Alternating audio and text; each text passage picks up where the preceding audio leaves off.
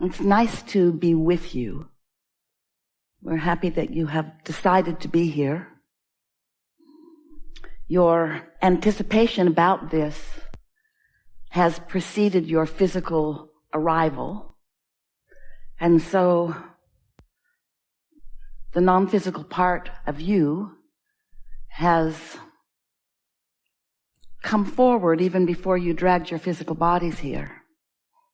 And so everyone here, and we have you outnumbered, is eager about this conversation, this longer than usual, exceptionally valuable to you and to us and to all that is conversation about creation, about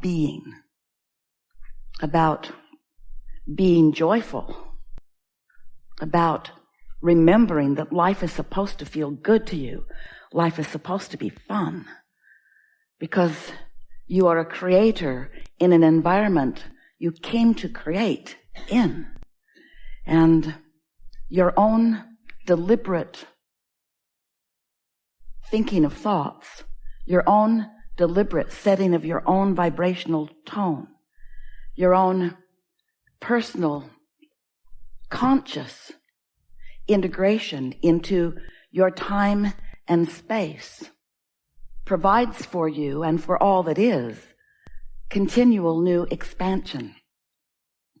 You are leading edge creators in a leading edge environment, and you can't slow or stop the leading edge, but you can personally not keep up with it. And we're not talking about a leading edge that has been assigned by someone else, or even the leading edge that the collective consciousness that is you has provided. We're talking about your own personal leading edge that your own contrasting life continues to provide. So this continual new awareness, new becoming is happening for you and about you all day, every day. And the question that we want you to address and get a handle on is, how well are you keeping up with your own leading edge? Because every bit of satisfaction comes from you moving in the direction of your own leading edge. When life causes you to expand or to become more, you got to keep up with it, or at least be moving in the direction of it. Because if you're moving in opposition to your own desire, if what you are perceiving in some moment in time is causing you to reflect on things that are in vibrational opposition to your own desire, that creates a resistance within your vibrational field that shows up in your personal experience as negative emotion. That's what negative emotion always means. It means you have become something more than you are in the moment of your negative emotion, allowing yourself to recognize or be in vibrational alignment with. And so that's mostly what we'll be talking about today, how you can keep up with you, how you can move in the direction of who you really are. Because as you've moved through life, sifting through the contrast, the glorious contrast that is the basis of all expansion in all of the universe, as you are participating in this contrast, two different things are happening. The most significant is that you are coming to new awarenesses of what you prefer, whether you're speaking it out loud or not. You just can't live in a moment in time without the experience causing you to identify what you would prefer. It's just how we are all oriented. So as you're radiating those preferences, the non-physical part of you understands the newness that you have discovered, focuses upon it unequivocally with no resistance, becomes immediately a vibrational match to the new expanded version of you, which gives you an opportunity then to feel even more keenly your relationship with your own inner being, whether you're flowing in the direction of your new expansion or not.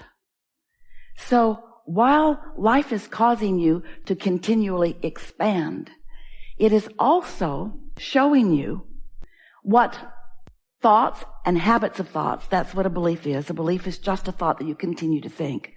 What habits of thought that you're bringing forward with you into your new day and your new day and your new day and your new day that are hindering the newness that you are asking to be.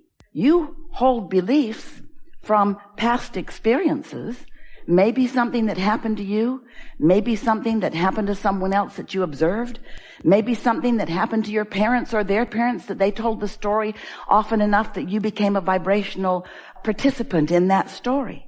But what we're getting at is, at the same time that life, your life, is causing you to constantly expand, it's possible, probable, happening all day, every day, that the life that you have lived is holding you back from the expansion because you just keep believing stuff. And by believing it, we mean thinking about it, we mean activating it, we mean introducing it into your right now vibrational point of attraction. Ooh, ooh, ooh. You heard that, didn't you? So if you want something but you believe in opposition to it, your inner being has already become the vibrational equivalent of what you want and is calling you toward it because there is this vibrational reality where all cooperative components are being gathered and you are being gathered. You are the launcher of the desire. But if you're continuing to beat the drum of something that is not a vibrational match to what you are asking for, you're introducing resistance and you can feel it. That's what negative emotion is. And often you do it without even knowing you're doing it. You don't know. You don't really know across the board what beliefs you currently believe that are in your way. And the reason is because, you might want to write this down, you believe so much in your beliefs. You believe so much in them, and we understand why you believe in them, because when you believe something, you offer a vibration about it and you keep recreating it. So something that happened a long time ago, you keep renewing your membership to. You keep bringing it forward. And so then the memory, which could be very slight or non-existent at this point, is really active and alive because you talked about it today and you talked about it yesterday and you talked about it the day before, even though it happened 20 years ago. And so when people encounter you, you're a fresh new person. And if you're like most humans, you're regurgitating a lot of old stuff. So things don't change very much if that's what's going on with you. Oh, different faces in different places, but same old, because you continue to offer these same belief patterns. When Jerry and Esther first met us, Esther was quite happy about her realization that she was tuned in, she was in the receiving mode of infinite intelligence. And she said to Jerry, now I will be able to know who's lying to me. And Jerry just smiled. And he said, well, that will be quite helpful, I'm sure. And then, as they discussed it with us, we said a better thing to be asking rather than, is this person lying? Esther was really excited. There was a judge program on the television at the time, long time ago, Judge Wapner. And he had these real live cases. The people were real and the cases were real, and Esther planted herself right down in front of the television to see this because she knew they were going to say that and they were going to say that, and Abraham was going to tell her which one was telling the truth. And so the first program came on and she watched, and we said a better question to ask is not who is telling the truth. A better question to ask is who believes what they're saying. Because when you believe what you're saying, you don't split your energy. It's only when you say something in opposition to what you believe or desire that you split your energy. Esther was quite disappointed because she, like the judge, wanted to nail one or the other of them. Well, who's just the most right? Who's the most right? But after a little while, and through a lot of life experiences, Esther, and we are sure it's happening with you too, you come to realize that there is room for more than one point of view. And since you create your own reality, nobody else does, then you identifying what your point of view is a really good thing. When you identify what your point of view is, and this is where we come in, you work just a little bit to mesh your point of view with the point of view of your inner being, who has broader view and longer view, and who is always on your side, who is always wanting to help you find your path of least resistance to what you desire. Your inner being is not standing in non-physical awareness like Judge whoever it is, trying to decide your rightness or wrongness or pin you to it or hold you to it or make you admit it. Your inner being is just living all day, every day with you, enjoying how your life is causing you to expand into ever increasingly new preferences. And then your inner being is holding the vibrational tone of that new preference so steadily that if you try just a little bit to get into vibrational alignment with who you really are, you'll be able to feel yourself click into place with your desire rather than oppose it with other beliefs. We have a quick story to tell you to sort of show you how simple and silly and how easy it is for you to hold yourself in opposition of something that you want. So here's an example of something that Esther has been living for about 10 years. Jerry and Esther bought a house and a house next to it in Southern California. Overlooks the ocean, very pretty place. And then they renovated both houses, one for them to live in and one for guests to come to play with them. And the guest house was renovated into a Tuscan theme. And part of it was a beautiful Satillo tile floor. And when Jerry and Esther chose the tiles, oh, they were spectacular. Just the attitude and just the look. And they were accented with little porcelain tiles, and it was such a pretty herringbone pattern that is laid, and it just took their breath away when they saw the sketch and realized what it was going to be, and then saw the tiles.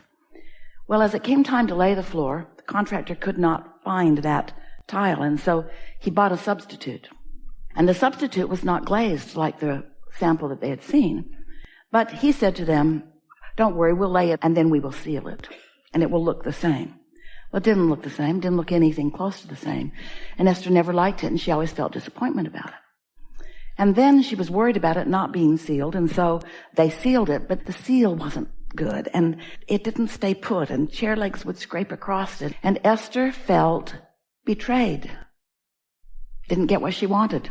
Didn't like it, but it was a lot of floor. Big space, even into the outside patios. Furniture is all down, rugs are all down, way disruption to take everything out and start over. And so rather than moving in the direction of what she wanted, or even rather than aligning with it, Esther stood in new desire and complained about the tile, but only when she saw it. So if you came to visit her, she would say, "Come on in. Floor's ugly."